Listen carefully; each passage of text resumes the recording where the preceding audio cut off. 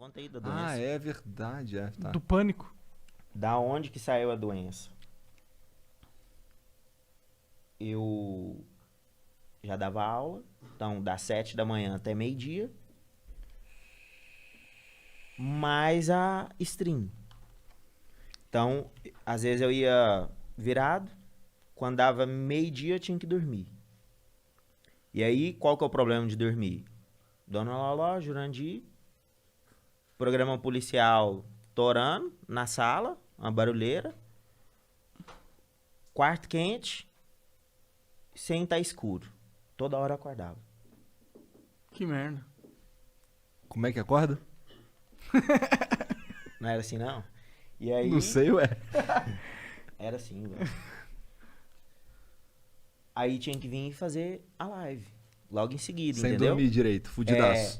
8 horas. Tanto que quando eu fui na psicóloga pela primeira vez, eu falei sobre isso pra ela. Ela até falou assim, olha, não começa 8 horas. Começa 8h10, começa 8h15, começa antes, entendeu? Porque você tá com uma paranoia com essas 20 horas aí. 20 horas.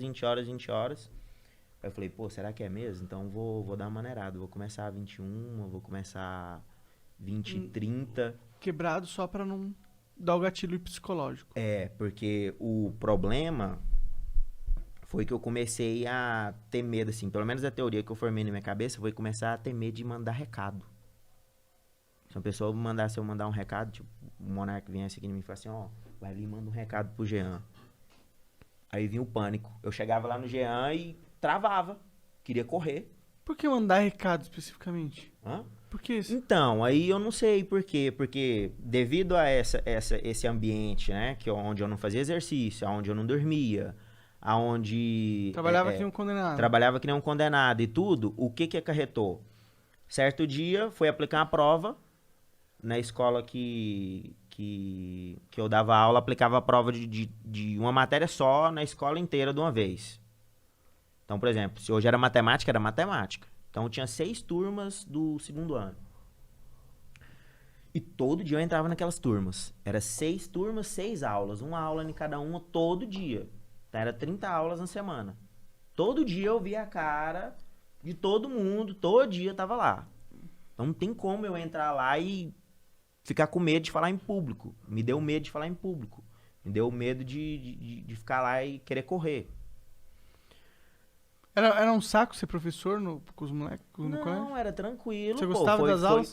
Foi meu sonho. Quando eu passei no vestibular, para várias engenharias. Na federal. Em várias federais. Então, eu larguei mão de fazer engenharia para ir fazer matemática. Tanto que eu saí de casa para poder ir fazer matemática. Porque minha mãe ficou com raiva, meu pai ficou com raiva, entendeu? Porque todo mundo queria que eu fizesse engenharia. Foi quando eu fui morar na casa da minha avó. Que, aliás, eu fui morar na casa da minha avó, era no quarto do lixo, que eu esqueci de falar pra vocês. Minha avó era acumuladora. Caralho, que bad vibes. Direto, só tinha... Não era bem iluminado, era um lixo. Tinha a Dona Loló vendo... Como é que é? Não, Chumbo nessa grosso. época eu já tinha limpado já. Nessa época eu já tinha limpado o quarto. Mas na época Ela que eu fui brigando morar com o ela- Jurandir. Quem é acumulador não deixa mexer. Não, ela não deixou. Ela foi ficando fraca da cabeça. Entendi. Ela foi ficando fraca da cabeça.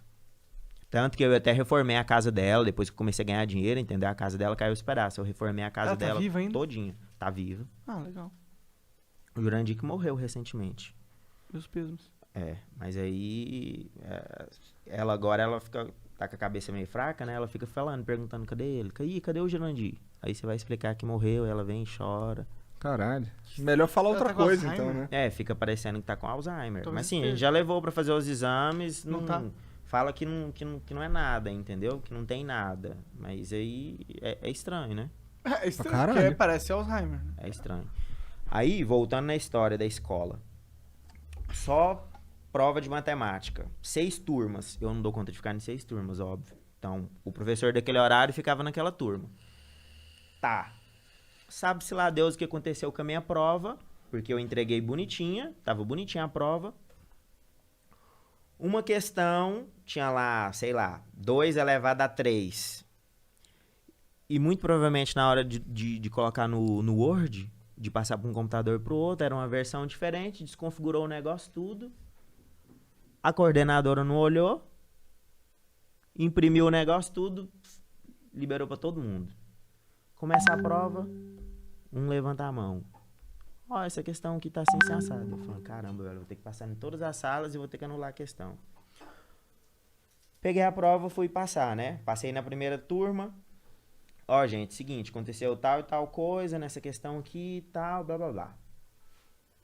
Aí fui pra outra sala, uma terceira sala. Que assim, né, na verdade seria a segunda, né? Porque a minha eu já tinha falado, fui pra uma primeira, saí da minha, fui pra uma primeira, cheguei, pedi licença pro professor e tudo, entrei. Cheguei nessa próxima sala, pedi licença pra professora, entrei, que geralmente a gente não fica 2 professores dentro de uma sala, é um só. E tal, comecei a falar pros alunos, ó, tal questão tá errada, assim, assado. E os alunos, parecia que eles se remexiam assim, ó. Sabe quando você tá com aquela vontade de cagar assim, e a conversa não para, e você, porra, tem que cagar, cara, nossa senhora, né? Já Se tá, tu quiser cagar, fica à vontade, só já aí. tá saindo ali, batendo na porta. Eu, geralmente, quando eu cago fora do vaso. Tem um meme aí do Cara, caga fora do vaso. Tudo bem, pode cagar, a gente tá acostumado a pegar a bosta do Ig. E aí, cara, Serginho tá, no caso. né? não sei, né? sem brincadeira Serginho queria nenhuma, pegar. pô, parecia que os alunos, todo mundo ia levantar a mão. E eu falei assim, cara, eu não vou responder esse povo aqui não. E começou a dar taquicardia. O medo mesmo de falar em público. Medo de falar em público, eu acho que todo mundo conhece, né? É uma das maiores fobias que tem, o medo de falar em público. Eu mesmo, antes de ser professor, eu tinha medo de falar em público. Começou a dar aquele medo, sabe? E começou a travar e minha voz não saía. Começou a não sair. Eu falei assim, pô, vou anotar a questão que é aqui no quadro, vou virar e vou sair fora. Porque os alunos, parecia que eles tinham virado zumbi, pô. Que ia todo mundo levantar assim e vinha pra cima de mim. Então tu tava realmente numa crise. Foi, ali, tipo, foi. Aí eu peguei, escrevi no quadro e saí correndo da sala. E o povo tava tudo com a mão assim, ó. Porque era a sala mais, assim, exigente que tinha, sabe? Que o pessoal tirava as melhores notas e tudo. Aí lá era no segundo andar, tinha umas grades assim que você encostava e olhava lá embaixo, né? Olhava o pátio assim da escola. Eu fui, encostei na grade e puxei o ar, né? E parecia que eu ia morrer, pô. Parecia que eu ia morrer. E aí eu olhei lá embaixo, assim, parecia que eu fui lá embaixo, assim, que eu fui no chão e voltei. Aí eu falei assim, gente, que é isso? Que é isso? Aí eu fui e comecei a respirar de novo, respirar. Falei assim, não é nada não. Ou então aquela professora, que a professora lá tem alguma coisa com demo. Fez uma macumba braba. Aí eu falei, pô, vou entrar na próxima sala. Se não acontecer nada, porque, pô, a culpa da professora que tava lá. Porque não tinha nada de diferente na sala, entendeu? A única coisa que tinha diferente era quem? você.